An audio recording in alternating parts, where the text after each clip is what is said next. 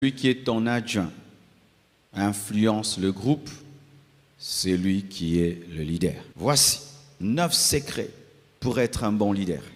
Que tu sois politicien, que tu sois pasteur, que tu sois président des départements, que tu sois un papa, une maman, ou que tu sois leader. Voici 9 secrets pour être un bon leader. Néhémie 2, verset 12. Premier secret, si tu veux être un bon leader, un bon chef, tu dois avoir des secrets. Tu dois avoir la discrétion. Tu dois avoir la simplicité. Tu dois dire les choses qu'en leur temps. Tu ne dois jamais dire une chose avant son temps. Je répète, tu dois être discret.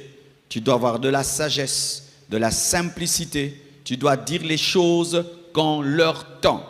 Pourquoi je dis cela? La Bible dit, après quoi je me levai pendant la nuit avec quelques hommes sans avoir dit à personne ce que mon Dieu m'avait mis au cœur. Il avait caché la vision pendant un temps. Il n'avait pas dit à tout le monde, seulement à une poignée de personnes. Il n'avait pas dit aux magistrats, aux grands, aux sacrificateurs, même aux sacrificateurs. Il n'avait pas dit, ce n'était pas encore le moment de dire. Il avait fini par dire, mais il y avait un temps où lui, le leader, devait garder la vision secrète. C'est que Dieu voulait faire secret, le communiquer qu'à une petite poignée sûre. Mais il y avait un temps dans la vie de Néhémie où la vision était secrète. Tu ne seras jamais un grand leader si tu dis tout. Les grands leaders ont des choses qu'ils ne disent pas et qui finissent par dire au temps où il faut dire. Même Jésus a dit, j'ai beaucoup de choses à vous dire, mais vous ne pouvez les supporter. Il a attendu que vienne le Saint-Esprit, la maturité, pour les révéler aux disciples. Un leader sans secret est un mauvais leader.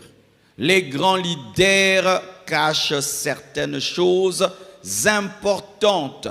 On te dit quelque chose, il y a des choses qu'on dit et des choses qu'on ne dit pas. Il y a des choses que Dieu te révèle que tu peux dire et d'autres tu ne dis pas. Il y a des choses que Dieu va faire, tu peux dire, mais d'autres tu ne dis pas. Ou il peut te dire, tu vas le dire dans 5 ans, dans 10 ans. Mais si tu veux être un bon père, une bonne mère, un bon chef, un bon ministre, un bon président, un bon pasteur, un bon leader, tu dois apprendre à être sage, à être discret, à avoir des secrets et à ne dire les choses que lorsque tu dois le dire et tu dois